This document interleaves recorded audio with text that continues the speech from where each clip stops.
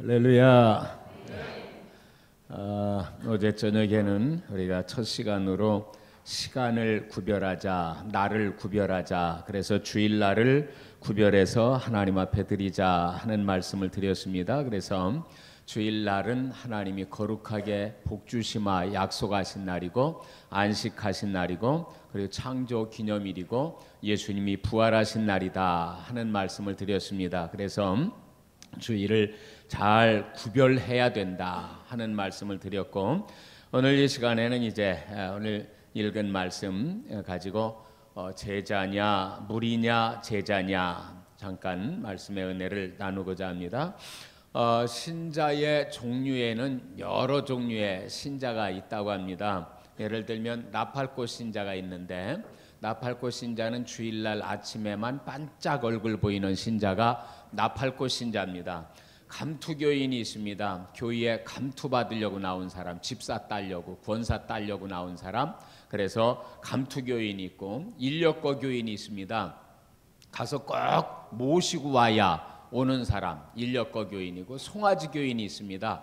꼭 끌고 와야 오는 교인이 있습니다. 그런가 하면은 벙어리 교인이 있습니다. 다른 때는 그렇게 말 많은데 기도만 시키면 벙어리가 되는 벙어리 교인이 있고, 어떤 분들은 협박해요. 목사님 저 기도시키면 안 나가요. 기도시키면 안 나가요. 그러고 흔히 협박합니다.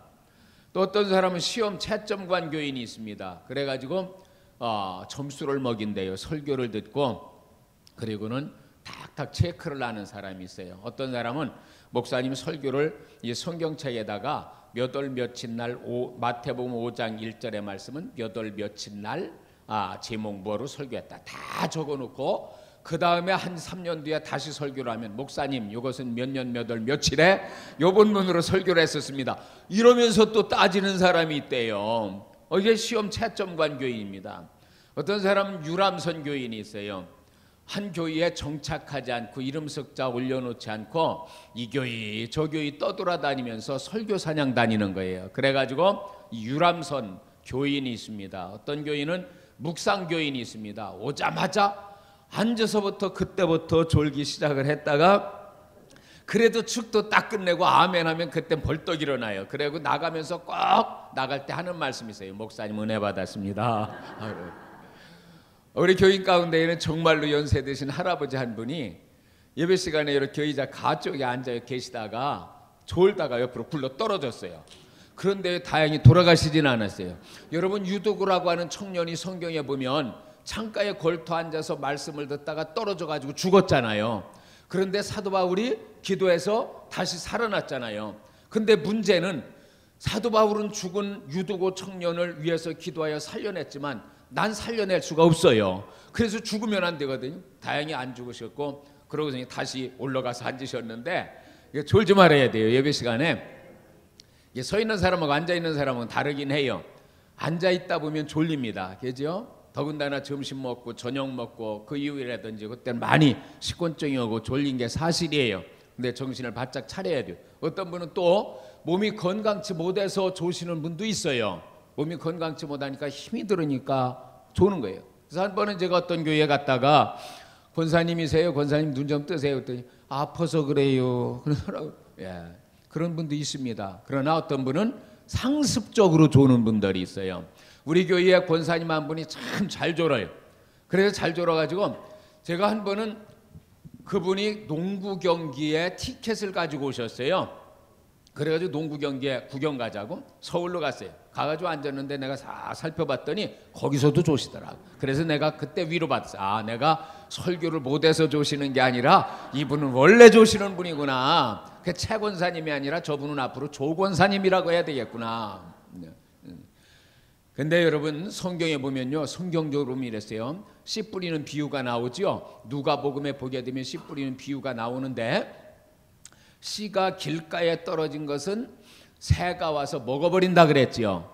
그런데 그것을 뭐라고 성경에 말씀을 했느냐 하면 마귀가 와서 믿어서 구원 얻지 못하도록 빼앗아 간다고 되어 있습니다. 그러니까 말씀을 들어서 구원 얻지 못하도록 마귀가 그 말씀을 빼앗아 가는 거예요. 그러니까 정신을 바짝 차려야 돼요. 긴 시간도 아니고 짧은 시간. 드라마 볼 때 졸지 않으시죠? 물론 거기는 여러 사람의 주연, 조연, 배우들이 막 나오니까 안 좋을 수도 있지만, 또 다음 어떻게 될지 잘 모르니까 안 좋을 수도 있지만, 설교라고 하는 건요, 신앙생활 사실 10년, 20년 여기 장로님들, 권사님들 오래 하신 분들은요, 이렇게 교회 역사가 오래된 교회는 본문 딱 읽어놓으면 벌써 서론, 본론, 결론 딱 나오잖아요. 그죠? 그 다음에 결론까지 딱 나와 있고, 거기다가 배우도 딱 한 사람이 종합적으로 다 하네요. 배우도 하고 감독도 하고 조연, 주연 다 혼자 하고 있네요. 그러니까 졸지요. 근데 하나님의 말씀이니까 정신 바짝 차리고 졸아요. 졸지 말고 정신을 바짝 차리고서, 어제도 말씀드렸죠, 집중해야 돼요. 가능한 한. 그래서 한 말씀을 놓치지 않으려고 어제도 사실 짧은 시간이지만 상당히 많은 말씀을 했습니다. 그 말씀 중에서 다 은혜가 되는 건 아니에요. 그러나 어떤 한 말씀이 내게 와서 딱 부딪히는 순간이 있어요. 난 오늘 이 말씀의 은혜를 받았다. 난 오늘 이 말씀의 은혜를 받았다. 그런 말씀, 내 삶을 전체 변화시킬 수 있는, 통조리째 변화시킬 수 있는 그런 말씀이 어느 때 딱 내게 주어진단 말이에요.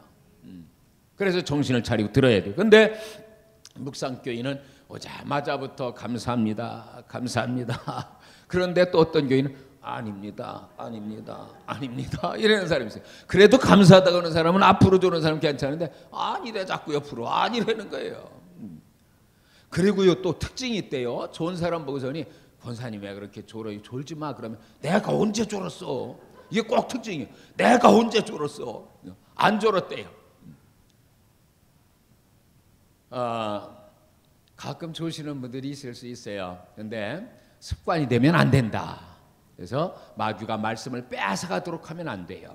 그런가 하면 어떤 사람은 국회의원 교인이 있어요. 가정에서 대표로 혼자 나와.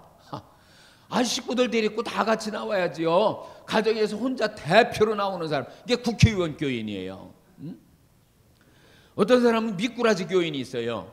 미꾸라지 교인은 먹을 때는 잘 먹어요. 같이 잘 먹는데 설거지할 때만 남편 밥 줘야 돼요. 서방 밥 줘야 돼요. 그러고서 나가버려요. 항상 그래요. 근데 그분은 미꾸라지 교인이에요. 꼭 봉사해야 될 때면 빠져나가는 교인. 황새 신자가 있어요. 신자 중에는 황새 신자. 지금은 황새가 보기 어렵지만은 예산에 우리 고향에는 황새가 옛날에 많았어요. 지금도 황새 공원을 해놓고 예당저 수지 밑에 그 황새 예산이 유명하죠. 그런데 황새는 가끔 서 있다가 가끔 한 발짝 뛰고, 또 서 있다가 두리번 가끔 한 발짝 뛰고 그러거든요. 어쩌다 한 번씩 나와. 가끔 한 번씩 나와요. 그 황새 신자예요. 종이 신자는요, 바람 부는 날 못 나옵니다. 비 오는 날 못 나옵니다. 눈 부라치는 날 못 나옵니다. 이게 종이 신자예요. 찢어질까봐. 냄비 신자가 있어요. 냄비 신자는요, 부흥이 때는 바글바글 끓여요. 할렐루야, 널렐루야, 아멘. 성령이 오셨네, 가셨네, 혼자 다 하고, 그리고서는 예배가 부흥이 끝나고는 또 바글바글 식어버려요. 냄비 불르면 바글바글 끓다가 불만 빼면 팍 식듯이. 이게 냄비 신자입니다. 박주 신자도 있어요. 박주 신자. 박주 신자는 교회 와서는 그렇게 믿음이 좋은데, 세상에 나가면 교회 와서는 주여 주여, 바깥에만 나오면 나요 나요 그러고 사는 사람이 박주 신자예요. 자, 지금까지 여러 가지 신자를 말씀을 드렸는데, 이런 신자들은 한마디로 말하면 다 뭐예요? 쭉정이에요. 이런 신자는 무리요, 무리. 이거는 제자가 아니라 무리 가운데 한 사람입니다. 여러분, 우리가 어제도 말씀드렸지만은, 식물은 육체만 있다. 바디, 육체만 있어요. 동물은 육체와 혼이 있다. 그 다음에 사람은 육체와 그 다음에 혼과 영이 있다 하는 말씀을 드렸습니다. 사람은 마땅히 영적인 사람이 돼야 돼요. 육을 입고 살지만 그러나 영적인 사람이 돼야 되지요. 육적인 사람은 물질 관계에 얽매여 삽니다. 물질은 가져도 부족한 게 물질입니다. 마치 바닷물을 갖다 마시면 마셔도 갈증만 더 나는 것처럼, 세상 욕심이라고 하는 건 한도 끝도 없어요. 그죠? 그래서 영적인 일에는, 육적인 사람은요, 영적인 일은 관심이 없습니다. 영국의 한 화학자가 사람을 갖다가 값어치가 얼마나 될까, 육신 껍데기 값어치가 조사를 했답니다. 그랬더니 이 조사를 했는데 해보니까 얼마가 나오느냐면 우리 몸속에 석회질 있잖아요. 그래서 조그만 세 장 하나 정도로 석회질이 나온대요. 그 다음에 우리 몸속에 글리세린 성분이 있습니다. 그래서 비누가 한 장이 나온답니다. 우리 몸속에 철분이 있습니다. 그래서 4인치 대못이 하나 정도 나온답니다. 그리고 우리 몸속에 인성분이 있습니다. 그래서 성냥각이 조그만 각 한 각 정도가 나온답니다. 당시에 이 영국 과학자가 그것을 합쳐보니까 2불 70센트더래요. 우리 돈으로 하면 3,000원 정도. 돼지고기 한 근이 얼마 가지요? 잘 몰라요?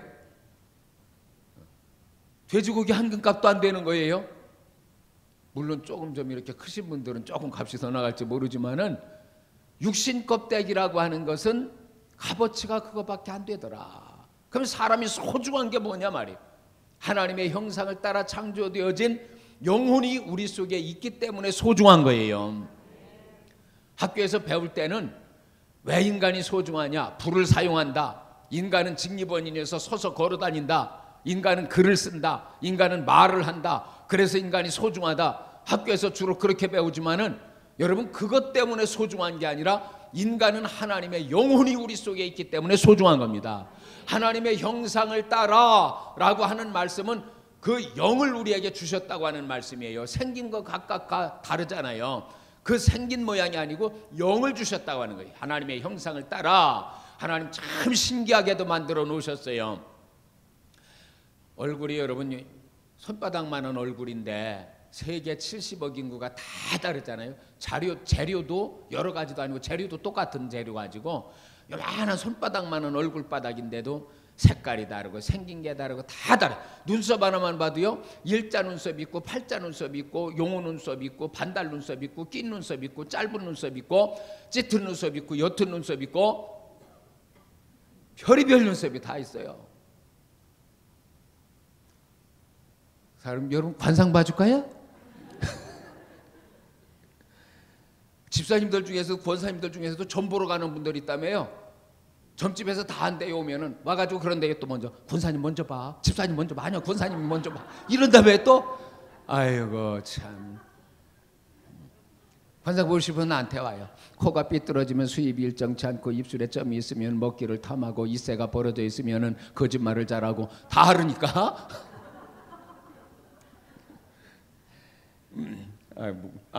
여러분, 그래서 육체라고 하는 것은 하나님이 참 신기하게 만들어 놓았지만, 그러나 그 육체 껍데기보다도 더 소중한 건 우리 영혼이 하나님을 닮은 하나님의 영이 우리 속에 있기 때문에 그렇다 그 말이에요. 근데 육적인 사람은요, 환경 따라 삽니다. 그러니까 육적인 사람은 환경을 초월하지 못해요. 그 환경에 늘 환경의 지배를 받고 살아요. 그래서 환경이 조금만 어려우면 그러면 신앙생활 걷어치는 거예요. 여러분, 믿음 생활하되 환경을 초월한 믿음 생활을 하시기 바랍니다. 거기에 경지까지 이르러야 돼요. 바울 같은 경우 성경에 보세요. 바울 옥중에 갇혀 있으면서 옥 바깥에 있는 성도들을 보고 말하라. 기뻐하고 기뻐하라. 내가 다시 말하노니 기뻐하라. 주 안에서 기뻐하라. 아멘. 이게 어떻게 가능합니까? 환경을 초월한 믿음인 거예요. 아니, 믿음의 선배들은 다 그랬어요. 요셉이라고 하는 사람도 그렇죠. 요셉 형들이 갖다 팔아먹어도 빨개벗겨 팔아먹었습니다. 앞으로 말씀드리겠습니다마는 복받을 사람은 빨개벗겨 팔아먹어도 복을 받습니다. 아멘. 문제는 뭐냐면 복받을 사람이 돼야 되는 거예요. 요셉 형들이 시기해서 벌거벗겨 가지고 장사꾼에게 팔아먹었잖아요. 그래도 복을 받았어요. 그러니까 여러분, 복 받으려면은 과일 장사하던 사람이 생선 장사하고 생선 장사하던 사람이 안 된다고 국수 장사하고 뭐 이거 되는 게 아니에요. 되는 사람은 됩니다. 빨개벗겨 팔아먹어도 됩니다. 이게 문제는 뭐냐면 복 받을 사람이 돼야 되는 거예요. 요셉도 환경을 초월하잖아요. 믿음 생활이 맨날 그걸 뛰어넘질 못해가지고 맨날 거기에요. 아니에요. 믿음 생활이 여기에서 뛰어넘어야 돼요. 어제도 말씀드린 것처럼 가나안에 그래서 애굽에서 출애굽했으면 광야에서 그냥 연단만 받고 맨날 연단 받고 맨날 시험 받고 맨날 어려움 당하고 맨날 그러다가 끝나면 안 돼요. 이 환경을 뛰어넘고 이걸 초월하고 그런 믿음을 가져야죠.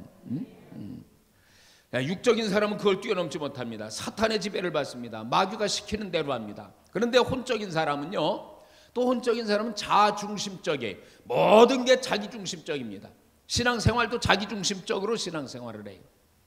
하나님 중심, 말씀 중심, 교회 중심, 목자 중심의 신앙생활이 되시길 바랍니다. 우리가 세상에 있는 시간이 하나님의 말씀을 듣는 시간보다 훨씬 많습니다.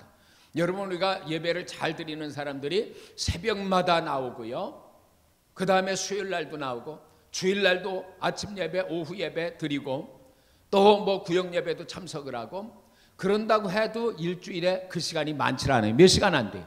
그런데 세상에서 있는 시간은 훨씬 많습니다. 성도들과 있는 시간보다 불신자들과 있는 시간이 훨씬 많습니다. 그러다 보니까 뭘로 의식화되느냐면 성도들도 세상 말로 의식화되어 있어요. 그래서 세상에 의식화되어 있어요. 그런데 성도는요, 하나님의 말씀으로 의식화되어져야 됩니다. 그러기 위해서는 자꾸 반복해서 들어야 돼요. 똑같은 말씀이지만 또 듣고 또 듣고, 아침 먹었다고 점심 안 먹어요, 점심 먹었다고 저녁 안 먹어요, 먹었다고 또 먹지요. 우리가 하나님의 말씀으로 의식화되어져야 돼요. 그래서 이 혼적인 사람은 자기중심적으로 신앙생활하는 거예요. 모든 게 자기중심적이에요. 사람은 배운 대로 되어집니다. 운전을 배우면 운전수 되는 거고, 의학을 배우면 의사가 되는 거고, 법학을 배우면 판검사가 되는 거고, 농사일을 배우면 농사꾼이 되는 거고. 그래, 뭘 배우느냐, 그 배우는 거에 따라 사람은 되어져 가요. 우리는 성경에 보게 되면 우리는 말씀으로 의식화되어지고 우리는 예수님을 배워가야 됩니다. 그래서 제자가 되어져야 됩니다.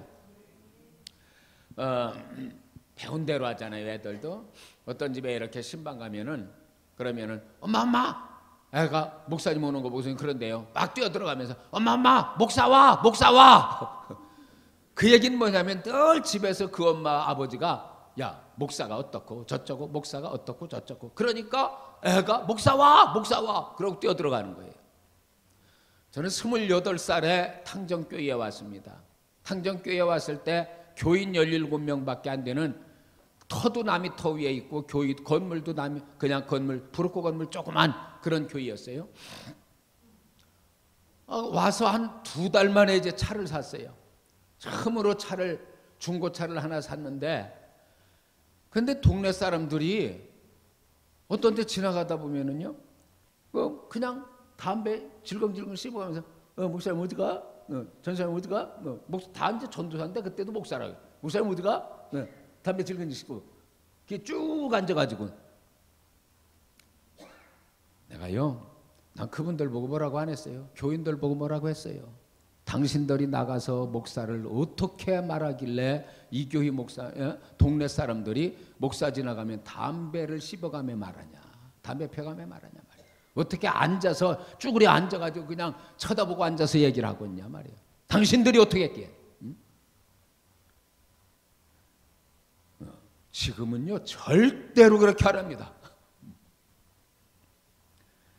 여러분, 우리는 배운 대로 사람은 하게 돼 있어요.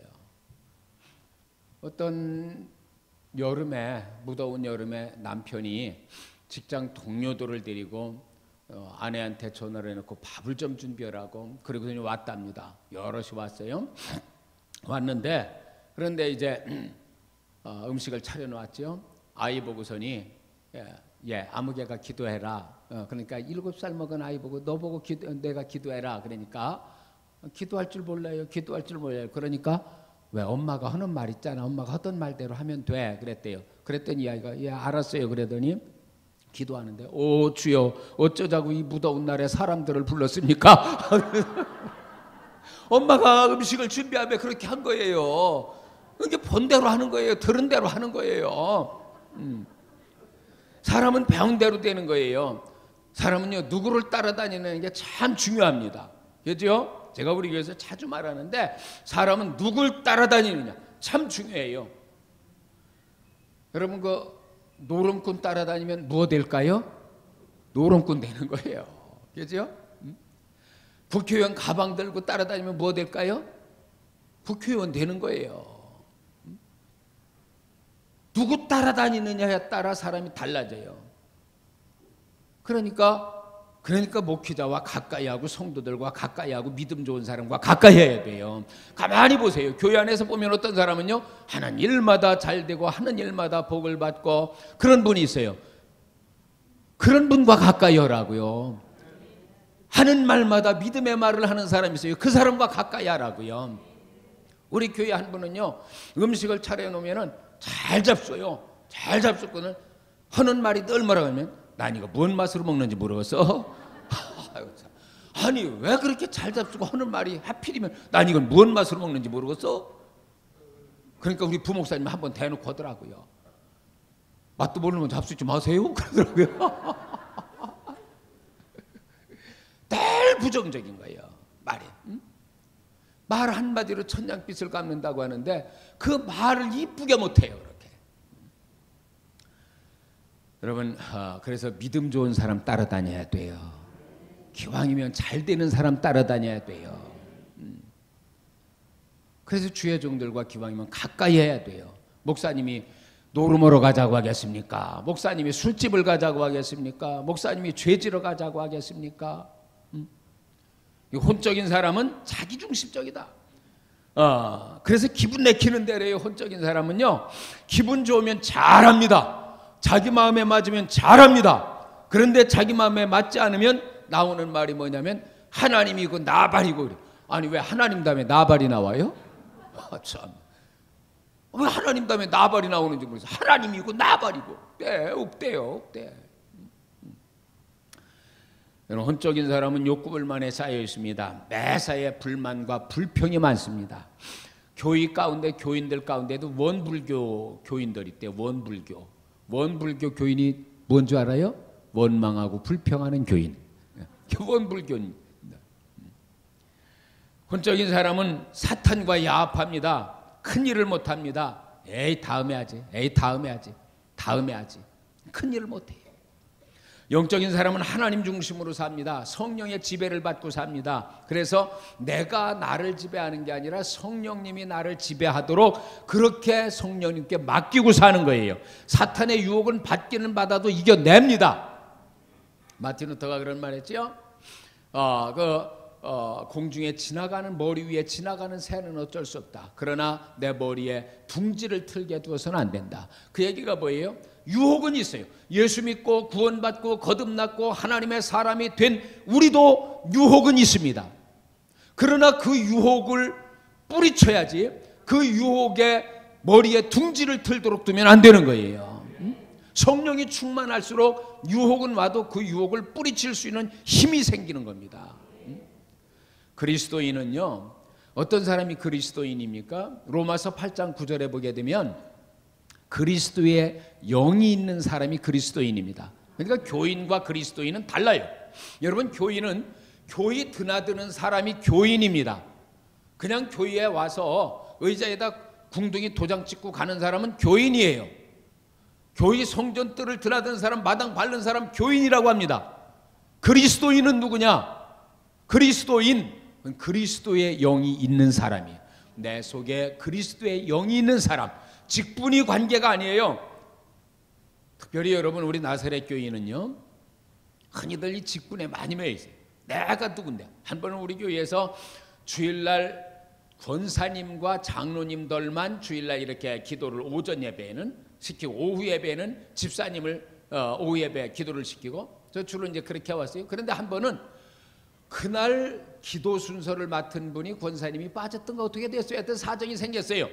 그래가지고 남선교회장인 집사님을 기도시켰어요. 끝나고 났더니 교인들 몇 사람이 막 그래요. 권사님, 장로님이 집사를 대표 기도시켰다고. 주일 오전 예배에 집사를 대표 기도시켰다고. 그래서 내가 그랬어요. 집사 기도는 하나님은 받으셔도 장로님과 권사님들은 안 받으시는구나. 여러분, 나사렛 교회는요, 잘 들으세요. 나사렛 교회는 직분 중심의 교회가 아닙니다. 나사렛 교회는 사역 중심의 교회입니다.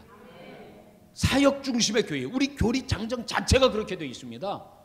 사역하는 사람이 우선이에요. 직분이 우선이 아니라. 자, 그리스도인도 누가 그리스도인이냐? 직분 맡은 사람이 아니고 교회 몇 년 다닌 사람이 아니고 그리스도인은 그리스도의 영이 있는 사람이다. 그 로마서 8장 9절에 나오는 말씀이에요. 그래서 우리 영적인 사람이 있습니다. 한 어린아이가 장에서 엄마와 헤어져 가지고 울고 있습니다. 엄마 그러면서 아이 하나가 울고 다니고 있어요. 어떤 아주머니가 보고 나서 인정받은 아주머니가 얘야 너 엄마를 잊어버렸구나. 내가 빵 사줄게. 그러고서니 데리고 가서 빵을 사줬어요. 그랬더니 빵을 먹으며 잠시 울음이 그쳤습니다. 조금 있다가니 빵을 들고 또 엄마를 찾고 또 웁니다. 어떤 아저씨가 보고서니 인정 많은 아저씨가 보고서니 얘야 너 엄마를 잊어버렸구나. 내가 옷 사줄게. 그러고서니 옷을 사줬어요. 좋은 옷을 사주니까 옷을 딱 입고 그러고는 잠시는 울음이 그쳤는데 조금 있다가니 빵 들고 좋은 옷 입고 또 웁니다. 누굴 찾아요? 엄마를 찾는 거예요. 엄마 찾고. 어떤 아가씨 하나가 지나가다가 보고서니 그러고서니 얘야 너 내가 장난감 사줄게. 울지마 장난감 사줄게. 장난감 사줬어요. 드럭 빵빵빵빵. 그러고서니 장난감 사주니까 가지고 놀더니 재밌게 놀 조금 있다니 장난감 들고 빵 들고 좋은 옷 입고 또 옵니다. 누구 찾아요? 엄마를 찾습니다. 그러다가 엄마를 만났어요. 장난감도 빵도 다 집어내고 엄마 하고 들어가 엄마 품 안에 앉았어요. 그리고 울음이 끝쳤어요. 여러분 인생을 잘 생각해 보세요. 사람은 무언가 세상적인 걸 많이 들켜지고 좋은 옷 입고 호시각하고 그리고 세상 쾌락 드르륵 장난감 세상 쾌락 누리고 그러면 만족할 것 같지만 영적인 만족이 전혀 없습니다. 잠시 쾌락일 뿐입니다. 영원한 만족을 주지 못해요. 인간의 영원한 만족은 우리가 하나님을 찾을 때 오는 것입니다. 하나님을 찾았을 때 그때 비로소 영적 만족이 오는 거예요. 할렐루야. 예. 여러분 성경에 보게 되면 사람을 구분하는데 어떻게 구분하느냐? 우리는 어떻게 구분합니까? 그 사람이요, 목사님 그 사람 잘생겼어요, 멋있어요. 연세가 들어가면 젊었을 때 멋있었던 분들도 이제 얼굴도 달라지잖아요. 뭐 국산이 다 거기서 거기지만 사람들은 그렇게 평가해요. 잘생겼어요, 멋있어요. 저는 한 번도 제가 잘생겼다, 멋있다 그렇게 생각해 본 적이 없어요. 근데 한 번은 벌써 오래 전입니다만 한 20년 전 정도 되겠네요. 20년 전 정도에 설교를 딱 하고 그러고 딱 내려왔는데 요만한 주일학생 하나가 여학생인데 요만한 주일학교가 어떤 목사님 그래요. 왜? 그랬더니 목사님 멋있어요. 그래요? 그 말에 제가 뿅 봤어요. 다음 주가 됐는데 다음 주 또 설교를 하고 그러고서 또 내려왔는데 그놈이 또 이렇게 그놈이 아니라 그 여자 밑에 니은이네 여자니까 하더니 목사님 왜? 지난번에 제가 목사님 멋있다고 했잖아요. 그래? 난 요번엔 아니라고 할 줄 알았더니 항상 멋있어요. 그래요? 그 아이가 지금 이제 한 20대 중반 넘어갔습니다만은 지금까지도 그놈이 그렇게 이뻐요. 나는 그렇게 이쁠 수가 없어요. 그래서 지금도 물어봐요. 야 지금은 뭐도 없지? 그럼 아니에요. 지금도 멋있어요. 그래요. 말 한마디 때문에 제가 그냥 자 여러분 사람들은 사람을 구분할 때 멋있습니다, 멋없습니다, 잘생겼습니다, 못생겼습니다, 부자입니다, 가난합니다, 뚱뚱합니다, 홀쭉합니다 뭐 이런 식으로 구분을 해요. 그죠? 그런데 성경은 우리를 어떻게 구분하고 있느냐? 믿느냐 안 믿느냐로 구분합니다. 신자냐 불신자냐로 구분합니다. 거듭났느냐 거듭나지 못했느냐, 구원받았느냐 구원받지 못했느냐, 육에 속한 사람이냐 영에 속한 사람이냐, 하나님의 사람이냐 마귀의 종이냐 이렇게 구분합니다. 여러분 우리는 하나님의 사람입니다. 우리는 거듭났습니다. 우리는 구원받았습니다. 예수 믿고서니 예수 믿으면은 분명히 변한 게 있습니다. 다른 표시가 안 나도 분명히 변한 게 뭐냐? 예수 믿으면 첫째로 죄 용서 받았습니다. 예수 믿으면 죄 용서 받았을 뿐 아니라 거듭났습니다. 예수 믿으면 구원받았습니다. 예수 믿으면 하나님의 자녀 됐습니다. 이건 분명히 바뀌어진 거예요. 자, 우리는 이제 예수 믿고 구원받은 하나님의 사람인데, 그런데 기왕이면 예수님을 따라가며 믿음의 생활을 한다고 하는 우리가 무리 가운데의 하나가 아니라 제자 가운데의 하나가 되어야 될 줄로 믿습니다. 자, 오늘 읽은 말씀 다시 한번 띄워주세요. 마태복음 5장 1절의 말씀 다시 한번 우리가 읽습니다.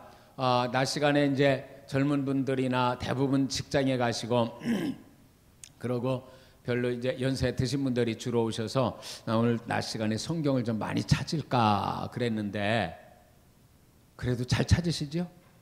예. 그냥 잘 못 찾으시는 분은 아무 때나 펴놓고 그냥 고개 끄덕끄덕하고 있으면 제가 저분도 찾았구나 그렇게 생각할게요. 그러니까 그냥 아무 데나 딱 펴놔. 그러고서 딱 앉았으면 돼요. 그리고 들으면 되니까. 그죠? 자, 마태복음 5장 1절 읽습니다. 시작. 예수께서 무리를 보시고 산에 올라가 앉으시니 제자들이 나온지라. 잘 보세요. 저 말씀을 보시면 두 종류의 사람이 나옵니다. 하나는 먼저 무리가 나와요. 무리가 나오고, 이 무리는 군중입니다. 무리가 나오죠. 그 다음에 누가 나와요? 제자가 나옵니다. 분명하게 마태는 구분하고 있습니다. 그냥 무리와 제자를 하나로 말하는 게 아니라 무리를 보시고 산에 올라가 앉으시니 제자들이 나온지라. 무리와 제자가 다르다 하는 걸 구분하고 있어요. 자, 거기뿐입니까? 마태복음 천천히 찾아봐요. 한번 보니까 쉼이 있는 예수, 쉬엄쉬엄하자고요. 마태복음 그 앞에 4장, 성경 한번 보시죠. 마태복음 4장 25절. 마태복음 4장 25절을 한번 찾아보세요. 4장 23절에 보면은 예수님께서 하신 일을 크게 세 가지로 말씀을 하고 있거든요. 예수님이 하신 일이 얼마나 많습니까? 성경이 요한복음에 말씀하는 대로 그걸 다 기록하면 세상에 둘 곳이 없을 정도로 주님이 하신 일이 많아요. 그러니까 사람은, 잘 들으세요, 사람은 얼마나 사느냐보다도 어떻게 사느냐가 더 중요해요. 벽에 똥칠할 때까지 오래 사는 것만 잘하는 게 아니라 어떻게 사느냐가 중요해요. 창세기 5장 24절로 27절에 보면은 성경에서 제일 오래 산 사람이 나와요. 누구죠? 무드셀라예요. 무드셀라라고 하는 사람이 969세를 살았습니다. 그런데 그 사람이 한 일이 뭐죠? 무드셀라가 한 일이 뭐예요? 낳고 죽은 것밖에 없습니다. 그건 딴 사람도 한 거예요. 아니 60, 70만 살아도 한 거예요. 낳고 죽은 거. 제일 오래 살았어요. 자식 낳고 죽은 것밖에 없어요. 그런데 예수님은 3년의 공생애 동안에 어떤 일을 하셨느냐? 그 말씀 그대로 두고요. 그 바로 앞에 23절에 보면은 예수님이 세 가지 요약해서 하신 일을 말을 해요. 뭐냐면은 예수님이 가르치셨다. 가르치는 일을 했습니다. 그 다음에 예수님이 천국 복음을 전파하셨다. 전도하는 일을 하셨습니다. 그리고 예수님께서 각색 모든 약한 병든 자들을 고치셨다. 그래서 고치는 일을 하셨습니다. 그러니까 예수님이 하신 사역을 한마디로 말한다고 한다면 교육하는 일, 가르치는 일, 그 다음에 복음 전하는 전도의 일, 그 다음에 병 고치는 치유의 일, 이 일들을 주님이 하셨습니다. 그리고 이제 25절에 가서 보니까 또 이런 말씀이 나오는 거예요. 자, 25절, 4장 25절 읽습니다. 시작. 갈릴리와 데가볼리와 예루살렘과 유대와 요단강 건너편에서 수많은 무리가 따르니라. 이 말씀을 잘 보세요. 자, 갈릴리, 데가볼리, 예루살렘, 유대, 요단강 건너편에서 수많은 무리가 따르니라. 무리가 나옵니다. 무리가 나오는데 앞에 뭐라고 붙었어요? 수많은 무리. 그렇게 나왔습니다. 전에 여러분 성경에는 이걸 허다한 무리 그렇게 말했습니다. 허다한 무리, 수많은 무리. 무리들의 숫자는 수많다고 말합니다. 마태복음 8장에 한번 보세요. 8장 1절. 조금 뒤로 가시면은 마태복음 8장 1절의 말씀. 자, 8장 1절의 말씀 봅니다. 찾으셨으면 아멘. 같이 읽습니다. 시작. 예수께서 산에서 내려오시니 수많은 무리가 따르니라. 여기도 보니까 무리를 뭐라고 했어요? 앞에 수많은 무리, 허다한 무리가 예수님을 따랐다, 그렇게 말씀을 하고 있습니다. 자, 요한복음 조금 뒤로 한번 가셔서 마태복음 한번 더 보죠. 마태복음 23장 1절의 말씀 봐요. 마태복음 23장 조금 뒤로 가셔서 마태복음 23장 1절의 말씀입니다.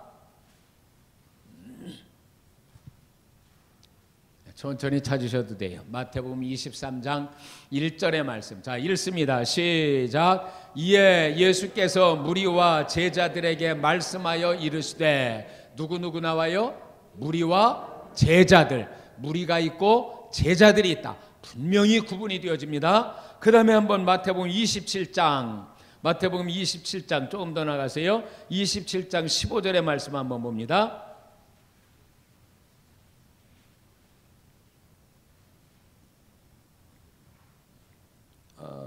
27장 15절이 아니고요. 몇 절인가 그 뒤쪽에 나오는데, 여기에 보면은 분명히 지금 이제 성경에 보면 제자가 있고 무리가 있습니다. 무리와 제자가 있는데, 그런데 이 무리들은 어떤 사람들이냐면 수많은 무리다. 15절 한번 27장 15절 읽습니다. 시작. 명절이 되면 총독이 무리의 청원대로 죄수한 사람을 놓아주는 전례가 있더니, 이 무리들이 있었어요. 이 무리들이 어떤 사람들이냐? 예수님을 십자가에 못 박으라고 소리 질렀던 사람들입니다. 이 무리들이 어떤 사람들이냐? 예수 대신에 강도 바라바를 놔달라고 소리 질렀던 사람들입니다. 이 사람들이 무리들이었습니다. 근데 그 전에는 어떻게 했습니까? 예수님이 나귀 새끼 타고서니 예루살렘에 입성할 때 소리 지르면서 호산나 찬송하리로다 다윗의 자손이요, 그러면서 환영했던 사람들이 무리들이었습니다. 그런데 결정적인 순간, 여러분, 결정적인 순간 예수님을 버리는 사람들이 무리들입니다.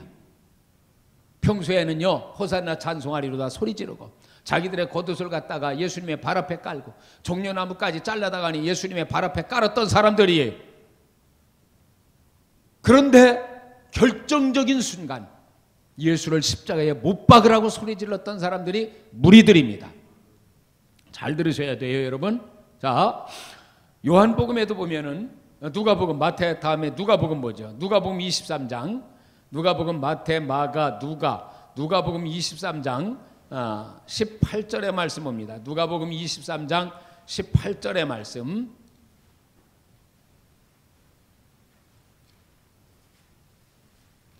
누가복음 23장 18절 말씀입니다. 친절하게 방송실에서 잘 띄워줬습니다. 보시고 읽겠습니다. 시작. 무리가 일제히 소리질러 이르되 이 사람을 없이 하고 바라바를 우리에게 놓아주소서 하니. 자, 누가 소리질렀다고요? 무리가 뭐라고 소리질렀다고요? 바라바를 놔달라고, 예수님은 십자가에 못 박으라고 소리질렀던 사람들이 무리들입니다. 이 사람들은 허다한 무리입니다. 수많은 사람들입니다. 이렇게 많은 사람들. 자, 보세요. 이제 예수님을 따라다니는 사람들이 많았어요. 그죠? 오병이어의 벳세다 들녘에서 오병이어의 기적을 행할 때에 보리떡 5개와 물고기 2마리를 가지고 하늘을 우러러 축사하시고, 축사가 뭡니까? 저희 아들이 전도사가 여기 토진교회 교육전사로 한 2년 있었어요. 근데 학생들에게 물었대요. 여러분 여기서 축사가 뭡니까? 그랬더니 돼지우리요 그러더래요.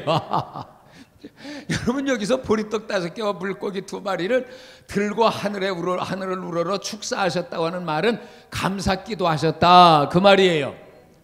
그렇게 감사기도 하시고, 돼지우리가 아니고 감사기도 하시고, 그래서 떼어서 나누어 주어라 그래가지고 떼어서 나누어 주고 다 배불리 먹었는데 여자와 어린아이를 제외하고 몇 명이 먹었다고요?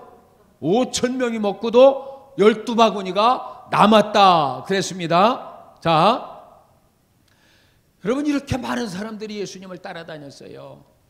이렇게 많은 사람이 따라다니는데 그 많은 사람이 다 제자가 아니라 허다한 무리, 수많은 무리들이었습니다. 천안에서 어떤 교회가, 우리 교단 교회입니다. 예전에 교회를 건축하겠다고 목사님이 선포하고 났더니 다음 주부터 70명이 안 나오더랍니다. 무리들이에요, 무리들. 제자가 아닙니다. 어떤 내게 헌신이 필요할 때, 결정적인 순간, 내게 손해가 온다고 생각할 때, 그때 떠나버리는 사람들, 무리들입니다. 요한복음에 보게 되면은요, 이 베세다들역에서 이 떡을 먹고 배부른 사람들이 이제 다 떠났어요. 그러고 나니까 요한복음 6장 66절에 보면은 예수님께서 제자들에게 묻는 말씀이 나옵니다. 너희도 가려느냐? 너희도 가려느냐? 그랬더니 제자가 그러지요. 주여, 영생의 말씀이 여기 계시오니 내가 네게로 가오리까? 아멘. 제자는 그렇게 말을 해요. 제자는 주여, 영생의 말씀이 여기 있는데 우리가 어디로 가오리까? 그런데 다른 무리들은 배부르면 떠납니다. 자기 욕구가 채워지면 떠납니다. 육신적인 욕구가 채워지면 떠납니다. 결정적인 순간에 떠납니다. 이게 무리들입니다. 그러면 보세요. 무리는 한마디로 쭉정이에요. 그죠? 가라지예요. 무리들의 관심은 육신적인 것에만 관심이 있는 사람들입니다. 말씀에는 관심이 없습니다. 그 사람들은 결국 대세를 쫓아갑니다. 많은 사람들의 편에 서서 예수를 십자가에 못 박으라고 소리를 지릅니다. 요한복음 6장 26절에 보면은 너희가 나를 찾는 것은 표적을 본 까닭이 아니요 떡을 먹고 배부른 까닭이로다 그랬습니다. 여러분, 우리는 무리 가운데 하나가 아니라 제자 가운데 한 사람이 되시길 바랍니다. 그 제자 가운데에서도 어제 저녁에 말씀드린 것처럼 베드로와 요한과 야고보처럼 주님의 아픔과 주님의 고통까지도 말할 수 있는 제자, 그 제자가 되시기를 바랍니다. 저도 교회를 건축하는 데 있어서 참 피눈물 나게 건축을 했어요. 교회 건축하는데 저는 갑자기 건축한 게 아니고 부임해서 10년 만에 교회를 건축을 했는데요. 여러 해 동안 준비를 해왔습니다. 기도로도 준비하고 물질로도 준비하고 우리 아이들 셋인데 연년생 셋을 학원이라고 하는 데는 한가운데도 못 보내봤습니다. 그리고는 그냥 그 아이들 학원 한가운데 못 보내고, 그리고는 건축원금 누가 와서 우리 아이들에게요 돈 1,000원 돈 10,000원 얘들아 용돈 주잖아요. 그러면 아빠 건축원금 그러고 내놨어요. 조금 크더니 둘째 아이가 어떤 분이 2,000원 줬는데 1,000원만 내놔요. 그리고는 하나 안 내놔요. 야 규덕아 건축은 다 내놔야지 했더니 여기로 들어가야 된대요. 하나는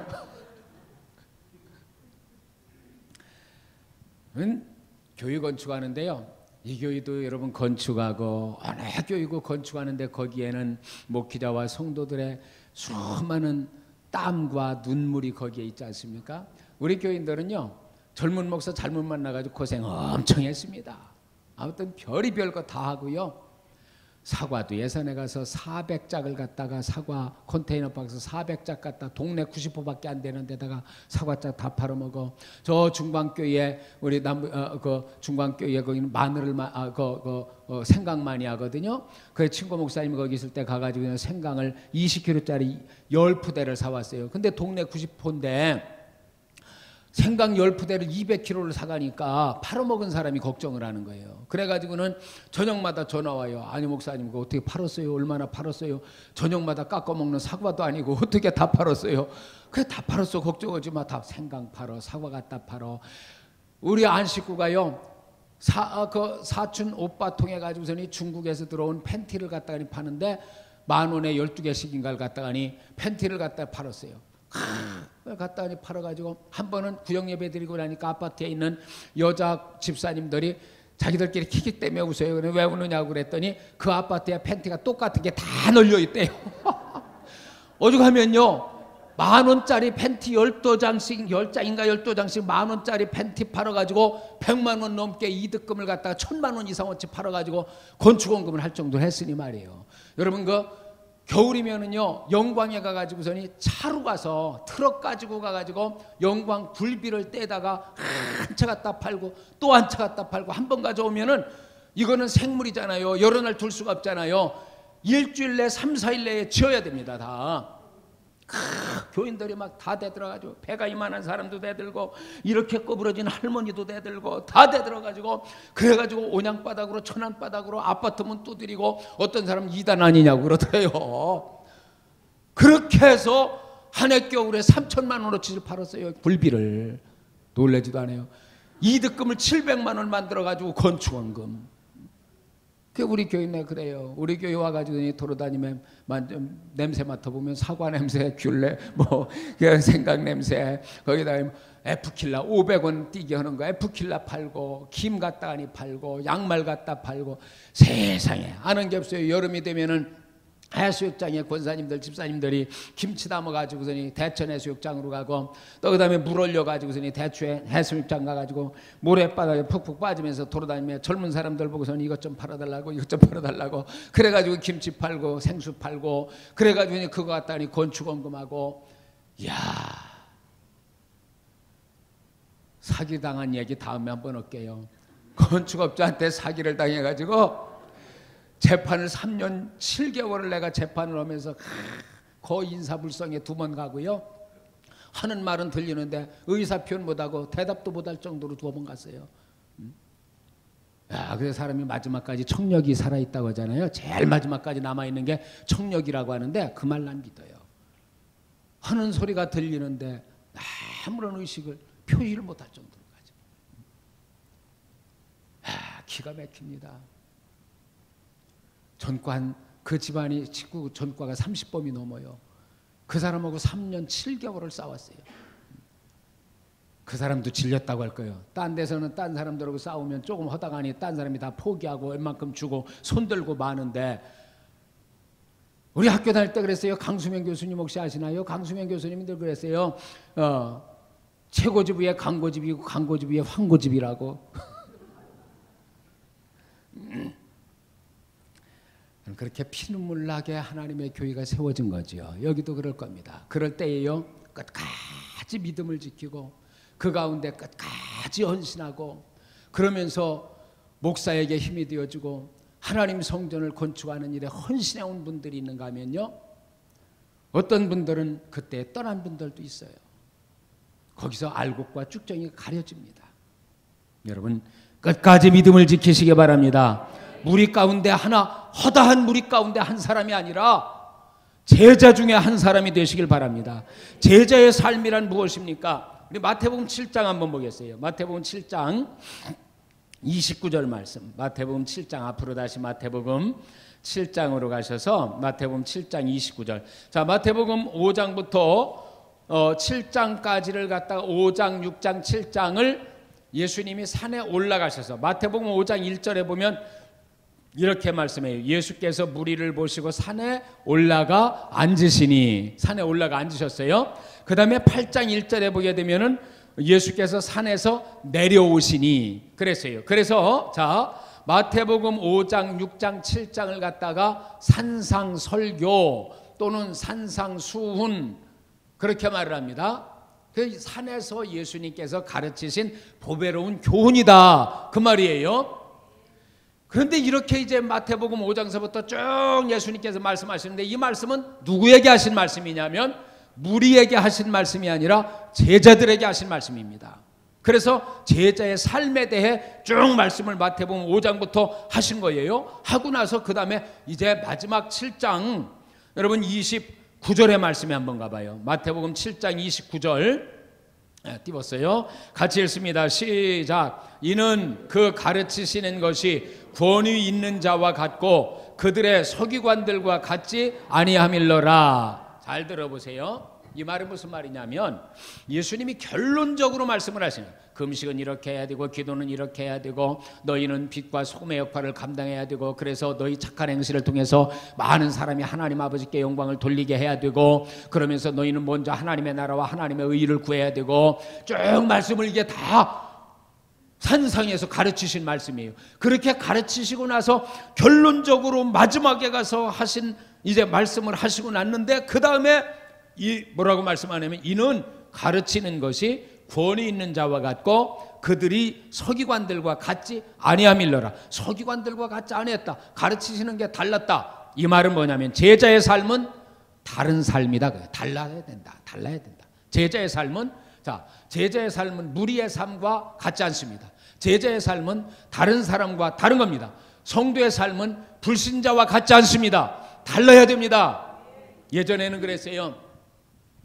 교회 다니는 사람이 왜 그래? 집사님이 왜 그래? 이랬어요. 근데 요즘엔 그런 얘기도 안 해요. 세상 사람들이. 장로님이 왜 그래? 집사님이 왜 그래? 옛날엔 그랬거든요. 요즘 사람들은 그렇게 얘기 안 해요.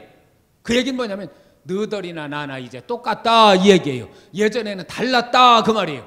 예수 믿는 사람은 달랐어요. 그래서 불교인이 왜 그래? 이런 말 들어봤어요 여러분? 유교인이 왜 그래? 그런 말 들어봤어요? 안 해요. 근데 예수 믿는 사람이 왜 그래? 그 말은 너희는 우리와 다르지 않느냐 이거예요. 그죠? 우린 달라야 돼요. 세상 사람과 똑같지 않아요. 달라야 됩니다. 다른 삶을 살아야 돼요. 인생 가치관이 달라야 됩니다. 인생관이 달라야 됩니다. 세계관이 달라야 됩니다. 달라야 돼요. 똑같지 않습니다. 여러분, 예를 들어서 여러분 성경 보고서니 말씀드릴게요. 자, 마태복음 5장에 보면은 3절 이하에서 보면 예수님께서 소위 말하는 팔복에 대해 말씀을 하죠. 8가지 그 복에 대해서 말씀하는데 마태복음 5장 3절에 보니까 심령이 가난한 자는 복이 있나니 천국이 그들의 것이며. 여러분 세상적으로 생각해 보세요. 가난한 게 복입니까? 가난한 게 복이에요? 세상적으로 가난한 게 복입니까? 아니에요. 세상 사람들은 가난한 걸 복이라고 말을 안 하네요. 그런데 우리는요 뭐라고 말씀합니까? 가난한 자가 복이 있대요. 심령이 가난한 자가. 아니 4절에 보니까 애통하는 자가 복이 있나. 여러분 애통하는 게 복입니까? 대답 안 하기로 작정했어요? 애통하는 게 복이에요 세상 사람은? 아닙니다. 그런데 주님은 뭐라고 해요? 애통하는 자는 복이 있나니 그렇게 말합니다. 6절에 보면 의에 줄이고 목마른 자는 복이 있나니. 아니 줄이고 목마른 자가 복이 있습니까? 세상적으로? 아니에요. 그런데 우리는 의에 줄이고 목마른 자가 복이 있대요. 자 보세요. 그 다음에 가서도 또 보죠. 핍박을 당하는 자가 복이 있다고요? 아니 핍박당하는데 복이 있다고요? 그런데 우리는 핍박당하는 자가 복이 있대요. 기뻐하래요. 그러면 보세요. 세상 사람의 복의 개념과 예수 믿는 제자의 복의 개념은 다른 것입니다. 세상 사람들은 복을 말할 때 뭐라고 말합니까? 수부강덕종을 복이라고 말해요. 장수하고 장수하고 부자로 살고 건강하게 살고 건강하고 그 다음에 덕을 쌓고 살고 종신자라고. 그게 바로 수부강덕종. 그래서 복이다. 세상 사람들 그래요. 그러나 여러분 생각해 보세요. 장수하는데 그런데 오래 살기만 하고 건강하지 못하면 복이라고 말할 수 있습니까? 자식들이 그 앞에서 먼저 세상 떠나고 그걸 보면서 복이라고 말할 수 있습니까? 부자로만 살면 복입니까? 남 등쳐먹으면서도 부자가 되면 복입니까? 자, 세상 사람들이 이렇게 말합니다. 어떤 사람이 사기를 쳤건 남의 눈에서 피눈물을 흘리게 했건 부정직하게 했던 부자가 되면 뭐라고 해요? 복 받았다 그래요. 복 받았다. 야, 그 사람 복 받았어. 그 집 복 받았어. 부자 됐어. 성공했어. 여러분 그러나 성경은 그렇게 말하지 않습니다. 부의 개념 자체가 다릅니다. 복의 개념 자체가 달라요. 그걸 복 받았다고 말할 수 없어요. 그걸 성공했다고 말할 수 없습니다. 마귀하고 짝하면요 빠르게 부자 될 수 있어요. 마귀하고 짝하면 세상 말하는 대로 빨리 성공할 수 있습니다. 예수님께서 어느 날 40일 동안을 금식을 하셨죠. 그리고 나서 그 다음에 마귀가 와서 시험을 했죠. 먼저 예수님 보고서니 네가 하나님이야 만일 그랬어요. 만일 꼭 보면 그럽니다. 만일 의심을 갖다 주네요. 만일 네가 하나님의 아들이거든 돌덩어리가 떡덩이가 되게 하라. 또 그 다음에 예수님을 높은 산에 데리고 올라가서 여기서 뛰어내려 봐라. 만일 네가 하나님이면 뛰어내려 봐라. 그럼 천사를 명하셔서 네 발을 땅에 닿지 않게 할 것이다. 그 다음에 또 예수님을 높은 산 꼭대기에 올라가서 천하만국을 보이면서 만일 내가 하나님이라고 한다면 나한테 절해봐라, 경배해라. 나한테 경배하면 내가 이 온 천하만국을 너에게 주겠다 그랬어요. 보세요. 예수님이 마귀하고 손잡았더라면 십자가 안 져도 됩니다. 예수님 마귀하고 손잡았더라면 그 고난 안 당해도 되고, 그리고 빨리 성공할 수 있어요. 세상 성공으로. 그죠? 온 천하를 얻을 수 있습니다. 그러나 여러분, 마귀와 손잡고 성공하는 게 성공입니까? 그것이 복입니까? 기독교인들은 달라야 돼요. 다른 사람들이 그 사람 복 받았다 말할 때에 결과만이 중요한 것이 아니라 그 과정도 중요한 것입니다. 그러니까 제자의 삶은 달라야 돼. 달랐다. 가르치는 게 달랐어요. 내용이 달랐어요. 삶이 달랐어요. 여러분, 예수 믿고 우리는 달라야 될 줄로 믿습니다. 세상 사람과 똑같은 개념으로 보면 안 돼요. 저희 아버지가 권사님이신데 지금 85세인데요. 약 29년 30년 전이네요.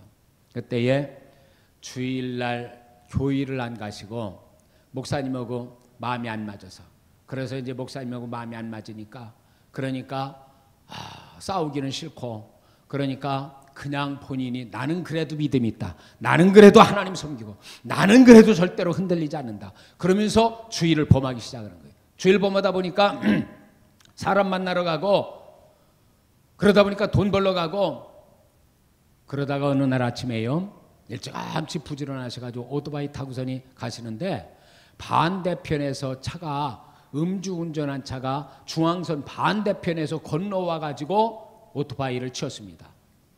연락을 받고, 예산에서 그런 일이 있다고 하고 친구한테 연락을 받고, 그러고는 이제 어느 병원으로 가셨는지 막 좀 택시에 태워가지고 갔다는 거예요. 알아보니까 온양의 병원으로 왔어요. 온양에서 응급처치만 하고, 그래가지고 또 의사들 뭐 뭡니까, 운전수들 뭐 준다며요. 평택의 모 병원, 박예병원으로 왔어요. 박예병원으로 가서 거기 갔다니 놓으신 거예요. 뛰어가지고 보니까요, 아무튼 그렇게 병원 생활 그 뒤부터 하시는데 만 1년 이상을 병원 생활을 했습니다. 박예병원에 있다, 그 다음에 천안의 순창 대학병원에 가서 1년을 계셨어요. 그런데 보험 처리 안 되고요. 어떻게 했느냐면 보세요. 이분이 음주운전을 했어요. 초상집에 가가지고 밤새 화투 치고 술 먹고, 그러다 아침에 해장국 먹으러 아산 선장이라고 하는 곳에서 해장국 먹으러 예산에 가다가, 그러다가니 사고를 내고 음주운전했으니까 도망을 쳐버린 겁니다. 뺑소니를 쳤습니다. 뺑소니 신고를 했어요. 그래가지고 파출소에 다 수혈이 내렸어요. 그런데요, 세상 넓고도 좁고 그렇지요. 그 이야기를 들은 제 동서분이, 소밑 동서분이 선장에 사는데, 그분이 우리 동네 아무개가 사고 냈고 도망쳤다고 하던데 술 먹고 밤새 왜 때문에 이렇게 된 거예요. 그래서 딱 알았어요. 잡았어요. 참, 그러고 났는데요, 저희 아버지가 병원에서 누워서 청와대에 연락해라.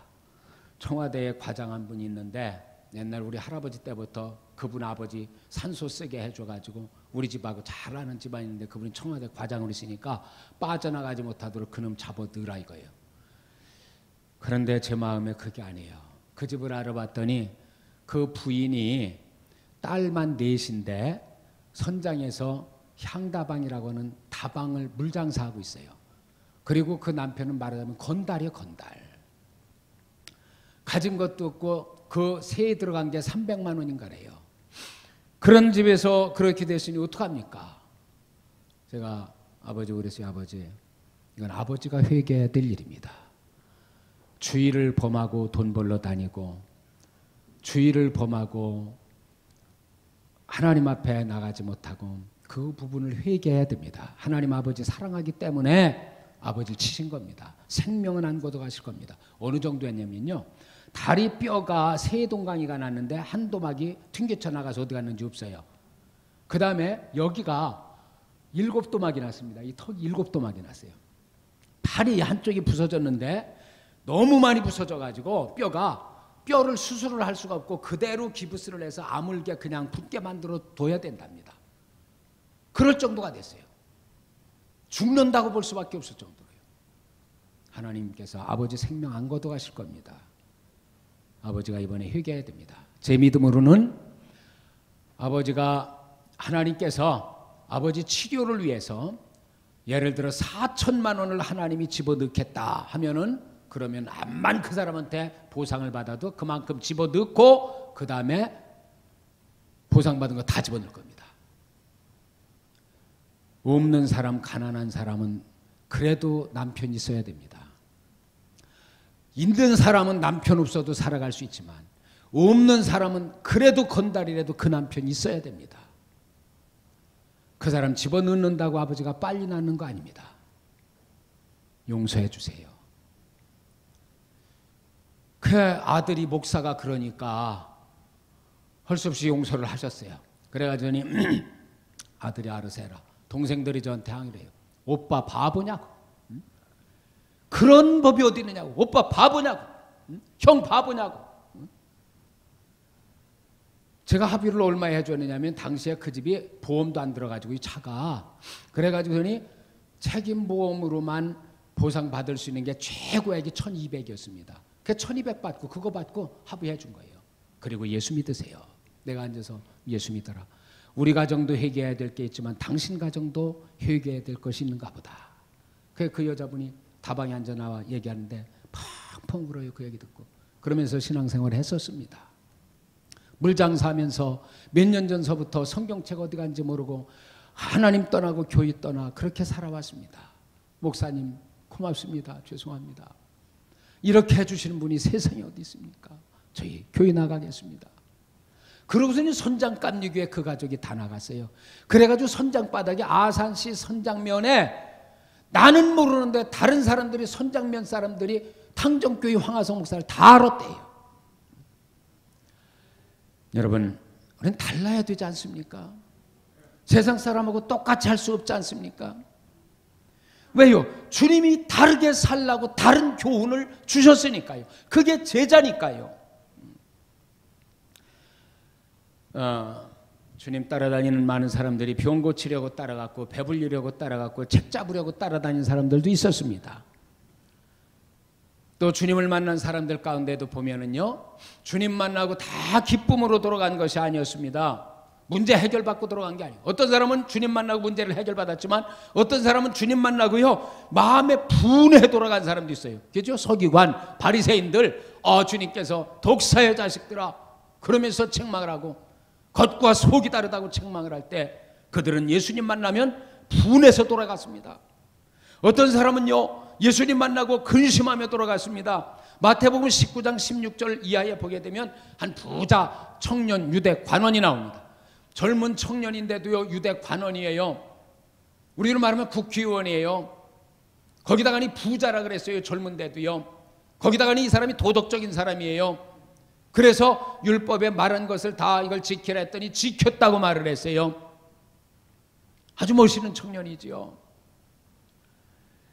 그런데 이런 청년이 예수님 만나고 예수님께서 그랬죠. 그 사람이 재산이 많은 것을 알고 주님께서 내 재산을 팔아 가난한 자들에게 나누어 주고 와서 나를 따르라.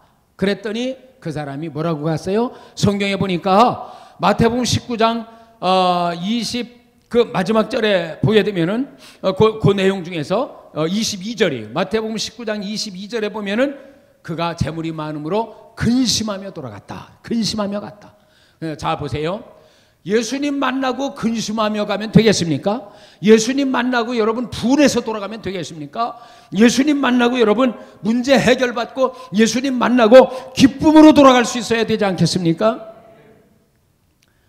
산상수훈은 제자들에게 주신 말씀입니다. 제자는 주님이 택하신 사람들입니다. 요한복음 15장 16절에 보면 너희가 나를 택한 것이 아니요 내가 너희를 택하여 세웠나니 그랬습니다. 하나님이 우리를 택한 거예요. 자, 우리가 아무리 못났어도 주님께서 우리는 택하신 거예요. 그죠? 고르시고 뽑으시고 택하여서 하나님의 사람으로 부르시고 그리고 직임을 맡겨주시고 일꾼으로 세워주셨습니다. 얼마나 감사한 일이에요. 그러니까 우리 기독교는요 봉사하는 동기 자체가 다릅니다.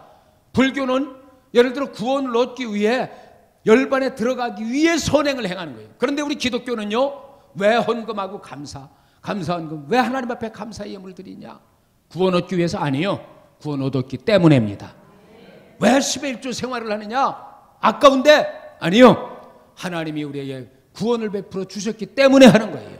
구원 얻으려고 하는 게 아니고, 구원 얻으려고 하는 건 억지로 하는 거예요. 힘들어요. 그런데 우리 기독교는 이미 하나님의 은혜로 구원받았기 때문에 하는 겁니다. 감사해서 하는 겁니다. 그래서 주님이 우리를 택하셨다. 제자는 택함 받은 사람입니다. 그리고 주님을 닮아가는 사람이 제자입니다. 우리가 주님을 배우고 주님을 닮아가는 사람. 그리고 여러분, 주님이 택한 사람은 어떤 사람을 택했느냐? 직분 보고 택한 게 아니요, 직책 보고 택한 게 아니요. 사도행전 10장에 보게 되면 고넬료가 나오지요. 이 고넬료는 이달리아대라고 하는 이탈리아 그 로마의 백부장이었습니다.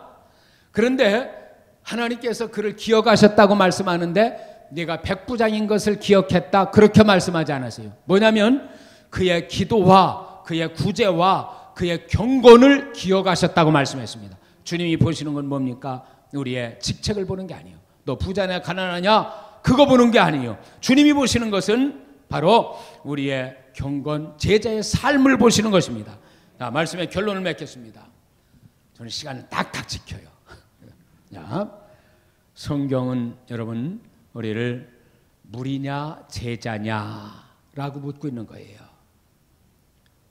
예수 믿고 구원받았는데 구원받은 그냥 허다한 무리, 많은 사람 가운데 하나, 결정적인 순간에 주님을 배신하고 떠나가는 그런 무리가 아니라 여기에 모인 우리 한 사람 한 사람이 주님의 삶을 배우고 주님의 삶을 닮아가고 세상 사람과는 다르게 사는, 다른 사고를 가지고 사는 그런 이제 제자가 된 줄로 믿습니다.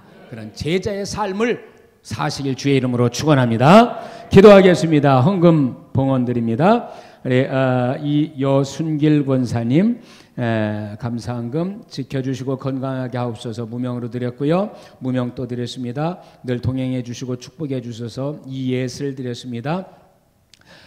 늘 동행해 주시고 주님께 영광 드리는 삶으로 이끌어 주옵소서. 이은별 성도 드렸습니다. 또 이요한 성도, 또 정옥 집사님 주님 찬양 받으시옵소서 드렸습니다. 영광 받으시고 이끌어 주옵소서. 이종환 권사님 드렸고요. 김수경 집사님 드렸습니다. 김금영 성도님 드렸고, 김점순 권사님 드렸습니다. 최정림 목사님 드렸습니다. 성령 충만한 집이 되게 하옵소서. 최명숙 사모님 드렸습니다. 이개혁 장로님, 최중갑 권사님 드렸고요. 무명으로 드렸고요. 주님께 가까이 가는 성이 되게 하소서. 박보연 권사님 드렸습니다. 유정순 권사님 감사헌금, 홍양의 성도님 감사헌금, 서길석 권사님 감사헌금, 김정희 권사님 감사헌금, 이중기 장로님 감사헌금 드렸고요. 최호진 청년 감사헌금 드렸습니다. 감사하는 일이 많이 생겨나게 될 줄 믿습니다. 이영숙 집사님 귀한 말씀 통해서 하나님께 더 가까이 가기 원하며 감사의 예물 드렸습니다. 주님 은혜 내게 족합니다. 이정숙 성도님 또 이제 믿는 가문, 사랑하는 가문 되게 하옵소서. 남윤정 성도님, 이월분 권사님 건강 주옵소서. 또 영육간의 강건함 축복 주옵소서. 김수자 권사님 드렸고, 성령 충만 은혜 충만 주옵소서. 최광수 권사님 드렸고요. 합심가정 되게 하옵소서. 강태순 성도님 감사헌금, 홍봉숙 성도님 드렸고요. 하나님 말씀 중에 마음 문 열어주세요. 조명숙 권사님 드렸습니다. 기도합니다. 하나님 감사합니다. 이 시간에도 할 일 많고 오라는 데 많고 갈 데 많지만 말씀의 은혜를 사모하며 또 하나님의 성전에 모여 말씀을 들었습니다. 이제 아버지 하나님, 구원받은 우리가 제자의 삶을 살게 도와 주시옵소서. 구별된 삶을 살게 도와 주시옵소서. 이 시간에도 하나님 앞에 나오면서 빈손으로 나오지 아니하고 온 정성을 다하여 귀한 예물을 봉헌드렸습니다. 소원이 있습니다. 기도의 제목이 있습니다. 주여 받으시고 함께 하셔서 성도들이 더욱더 하나님 앞에 가까이 나가며 주님을 깊이 알아가게 도와주시고 성령 충만하게 도와주시고 또 아버지 하나님 가정의 문제들 심령의 문제들이 해결받는 귀한 역사가 있게 하여 주시옵소서. 이 자단 후에 늘 함께 하시고 영광 받으시기 원하며 예수님의 이름으로 축복하고 기도하옵나이다. 아멘.